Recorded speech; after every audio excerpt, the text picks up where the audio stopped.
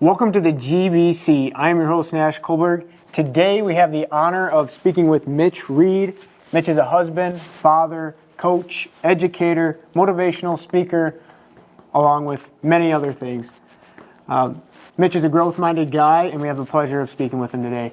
Mitch, would there be anything else that you'd like to add when describing who you are and things you do? No, I've been surrounded by really, really good people that have gotten me to where I'm at, and I just appreciate them, want to thank them mostly. Sure. Sweet. Well, we're honored to have you. I don't know if you know, but here at GBC, we start every episode with a 5-question rapid-fire quiz. Oh. It's kind of like, do you want to be a millionaire? But better, because today we are offering a $50 gift card to Trav's Outfitter. Nice. If you can get 4 out of the 5 correct. Oh, man. Okay. We'll start you off easy. All right. Who is the author of Cardboard Confessionals?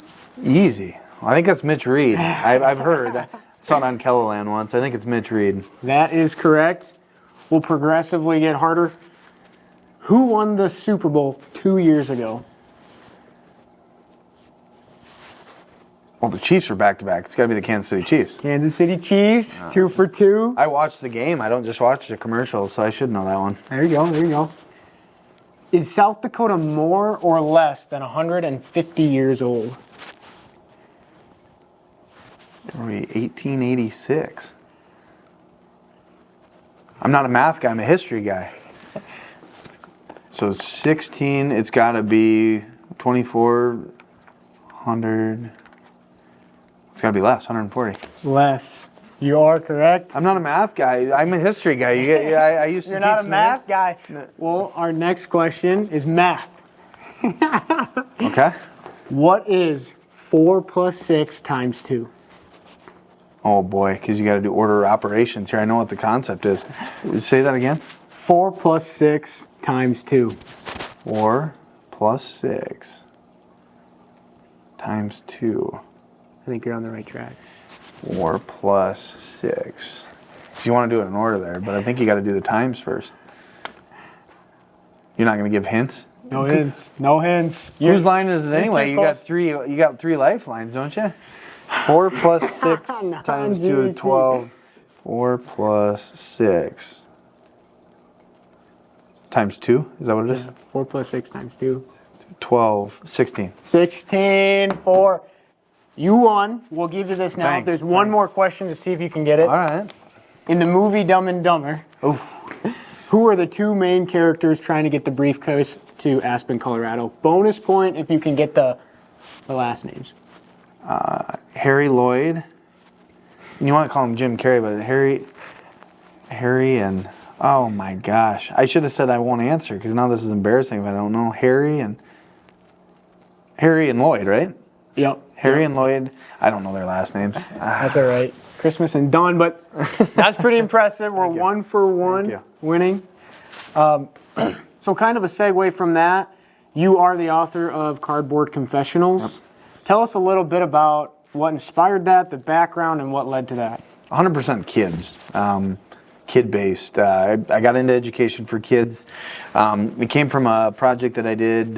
We're driving down Main Avenue in Brookings, South Dakota. It was this big wall that said, "Before I die, I want to." They had sidewalk chalk. They wrote what they did before they died. Really super cool. Went home, did some research on it. It's all over the world. A gal by the name of Candy Chang started it in New Orleans. And I thought by asking questions like that to students, we could really get to know them. And it did. It was one of those situations, any teacher here in Florence, any teacher anywhere would say probably the most memorable times in their career are when kids taught us more than we're able to teach them. And it happened all year. I mean, the lessons that I learned from there are indispensable. It's why I am where I am today, part of the reason. So that's kind of where we got the start. We just made it into a project and got after it. So. And you asked kids 7 questions? Yep, 7 questions. 1 question every day. What do you want to do before you die? What makes a meaningful life? What is something you've given up on? Questions like that, and pretty cool. Well, we thought to spin that a little bit, we would ask you some of those questions. It's always cool to see the different perspective as you grow older, younger to older. So we're going to ask you a couple of the questions. One thing you would like to do before you die? Yeah. I've thought about it. It's actually changed. That's the cool thing about it. It's changed even from when I've started speaking. Because people have asked me afterwards, well, do you have that answer? And it's like, I should, shouldn't I? Yeah. If I'm coming here asking you, I probably should know that. I saw it on the bucket list. It kind of, same kind of deal that we're doing here, but see something majestic. I think that's where I'm at. I want to see something majestic. Like something that you're sitting there and you're like, I can't believe I'm here. Sure. I don't know what that is yet. I don't know when I'll run into it, but when I do, I think that's what makes it cool. Sure. Like it's not something I can cross off my list. It's something that's unexpected. I can show up, do it, and be like, "This is it. When it I did happens. it." Yeah, Sure. So there's a little. So I'd say see something majestic would be something I want to do before I die. Okay, sure. Another one that I kind of wanted to point out. What are you most proud of?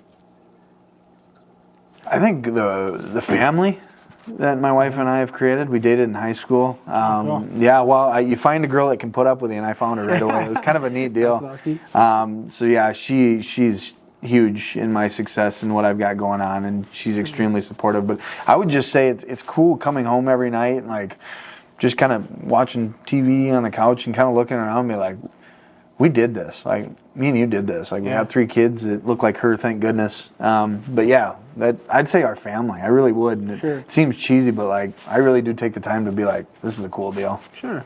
Nice. What is one thing you've had to give up? I'm starting to learn that here in the last year or two. I was always kind of pushing on to that next thing and doing these things, and FOMO was like a thing for me, fear of missing out, and I think that's what I've given up, are those like experiences, because I have started to like just enjoy what I have going on here. So I'd say that's what I've given up on, is like memories with friends, but it's not a priority of mine anymore. So I think that's almost cheating, because I'm okay giving it up. Sure. It's not something I've given up to like, I've sacrificed, I should say, but I have given it up. Okay. Nice. You had mentioned your 3 kids and your wife. Yeah. You're obviously involved a ton with kids, serving small communities. You have a history of serving small communities. What is it about these small communities that make them so special? The kids, what is it that draws you to these small communities? It's the relationships that you get the opportunity to build. I'm not just the superintendent of Florence School. I'm a community member. I'm a citizen, so to say. I get to be a person here. It's not just my title. It's what I get to do. And I get the opportunity to impact so much. We just had Future Business Leaders of America. I took 13 students down there, and just to get to build those relationships. You can still do that in a big community. Yeah. But I get to have my hands in everything, and that's cool. I mean, that's probably the biggest thing, is I can be involved in a lot of different things. Yeah. One thing that's always been mind-blowing to me is the support small communities have for themselves and for each other. We're sitting in a new building right now at Florence. Just tell us a little bit more about the support you've seen, too, from these small communities. Well, and this even started, there's a backstory behind that. A gentleman and his family sold us this land that this new building's currently on. And they came back and said, we'd like to donate $30,000 for a scholarship fund for our seniors, an endowment fund. He just said, you need to try to match it. And I'm like, how in the world am I going to raise $30,000? And we started dueling pianos. It's a night every year. We have live auction, silent auction. We just concluded about a week ago. And it still baffles me. We've done this 4 years, and the support that people come with. We have in 4 years we've raised almost $130,000 for senior scholarships, and I think that goes to show you when there is a goal, a vision, and these folks believe in it. Look out. Right. Florence is a great community. I love having my kids come to school here. My wife teaches 2nd grade here. It's been a great place to be. Yeah. Specifically, Florence, seen a ton of growth over the last few years. Yeah. I'm sure most of that is maybe, or some of that is for sure due to part of you. Other aspects, speak to that a little bit. What's causing this growth, and why is Florence such a special place to come to? Well, if you walk out the front door, or the back door, I should say, of this, the views are great. I mean, it's unbelievable there by the lake. A lot of different reasons, I would say. I can't really pinpoint exactly why we're growing over anyone else. It's the people, our staff here, teachers, paraprofessionals, just everyone. Anytime someone comes in to interview at our school, they're like, it's unbelievable the atmosphere of this school. And I think we advertise it, we say it to people, but until they come into the building, and when they do, they're like, holy smokes, you're not lying. I think that's part of the reason for that growth is just the environment, the culture that we've developed here. And it hasn't happened overnight. The superintendent before me, Gary Layton, did a great job of building a strong foundation. We have a lot of tenured staff that have been here through thick and thin, building that culture. And then we've brought new people in that have bought into what we're doing and brought something to the table. And that's what we're sitting at right now. I mean, it's cool to be a part of. What does the future of Florence Henry look like? Scary thing about it is you don't really know. I think 5-7 years ago, if someone would have told you that we're sitting on a piece of property that was owned by someone else in a new career and technical education building, they'd have called you nuts. There's a lot of cool things going on in the works. We may add on, we'll see. I don't know. The story's yet to be told. And I think that's the cool part about it. We kind of go day by day, and we've got plans. Our board does a good job of planning in the future on how things are supposed to be done. Yet it's going to dictate on who comes out here. Cool. Yeah. Another thing I kind of wanted to touch base on, the book opened a lot of opportunities. It has helped you get into motivational speaking. We were just talking a little bit before. You said you've spoken at several hundred places in the last couple of years. What do you love so much about motivational speaking and that? It fills my cup. I think it gives me a different perspective. I'm a better educator. I'm a better husband. I'm a better dad because I do it. I get to see so many different people where they're at.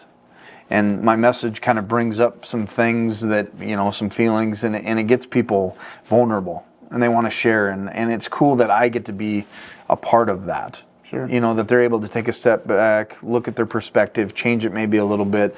It certainly fills my cup. I go out and do that, get the opportunity. This community and our school board allows me to take that on. And then I come back here with a fresh perspective. I might have been in the grind for 2-3 weeks, seeing some things and kind of focusing on them, and then I go out and be like, holy smokes, I'm worried about that. Right. And then I come back and start to be able to overcome that and actually deal with issues that do matter here. We've got some things that we're working with, and giving the kids the best opportunity to succeed and experience, really. Right. I want them to leave Florence and be like, holy smokes, they worked hard for us. Sure. And I think we're doing a really good job at that. Kind of making yourself better so you can pour back into the community. Yeah, I mean, I'm a glass half full guy, but you've got to fill your glass before you can fill others. I'm sure that's some comment and thing that was said out there, I guess, but I kind of like it. Yeah. And then, is that what led, you just wrapped up with your second annual Day of Development. You're kind of the spearhead of that, got it going. Yeah. Is motivational speaking, is that kind of what led to it, or what led to? Again, you go out and you get perspective from different people. I've spoken at a lot of these sorts of events. It's been cool. I see what they bring to a small community.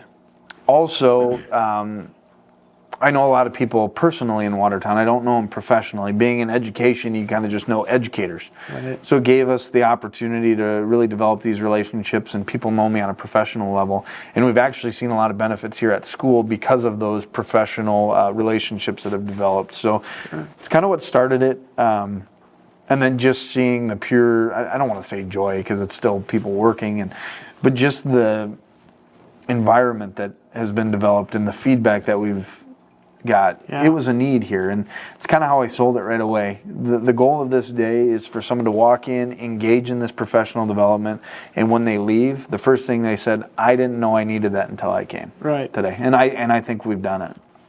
I attended it this year. There were definitely several moments of that thought. I didn't know this. I needed that. Are there any, it seemed to run very well this year. Looking towards the future, are we coming back again? Yeah, we'll get her done. I just sent some stuff out to the sponsors. yeah, we're going to get it done that same time period, trying to get it figured out, working with the stakeholders on those sorts of things. So I think we're back for year 3, but stay tuned. Okay. You mentioned you're most proud of your kids, your wife. What are you most fearful of for your kids in the future? Your students, your kids, you as a dad, superintendent? That one day I won't be there.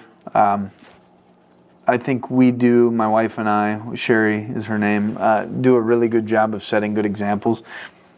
Parenting's like one of the toughest jobs in the world. You don't know how well you're doing at it. You know, we all want positive feedback on this. Well, my 8-year-old's not going to be like, you're the best dad ever, you know, like unless I buy her something, you know, but like, so you don't really know how you're doing. And then when you do find out, it seems like it's almost too late.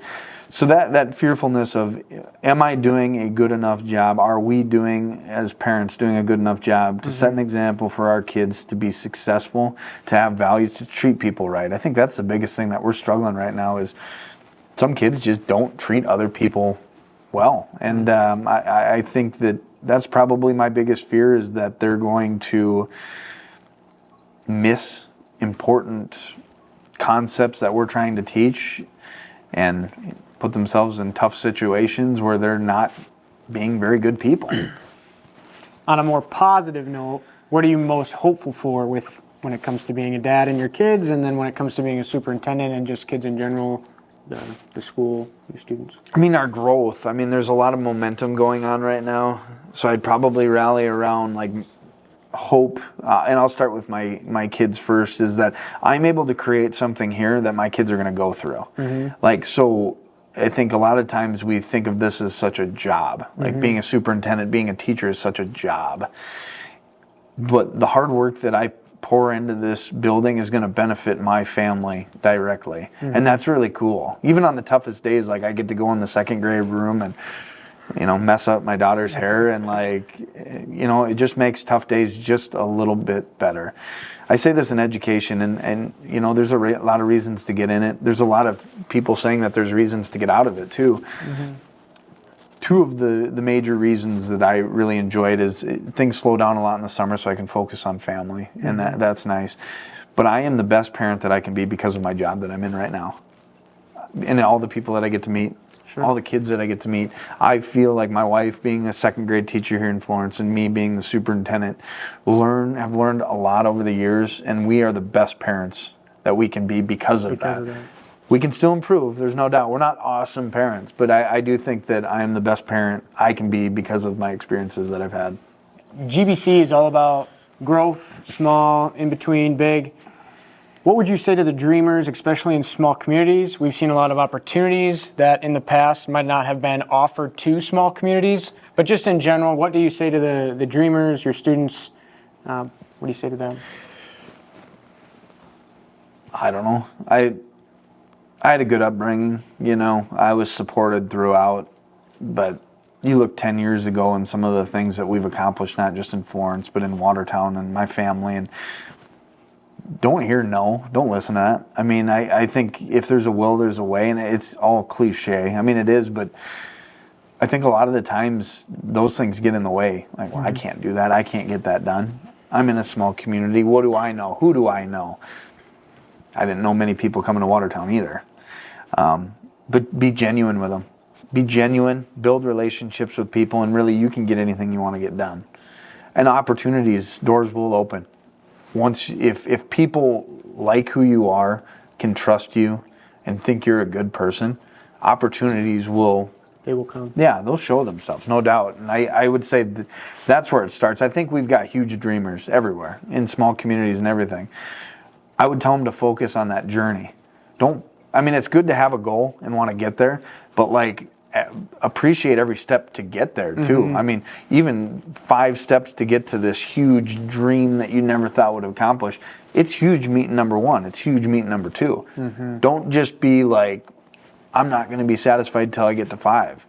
You may have came leaps and bounds over huge mountains in your life just to get to number 2. Appreciate that.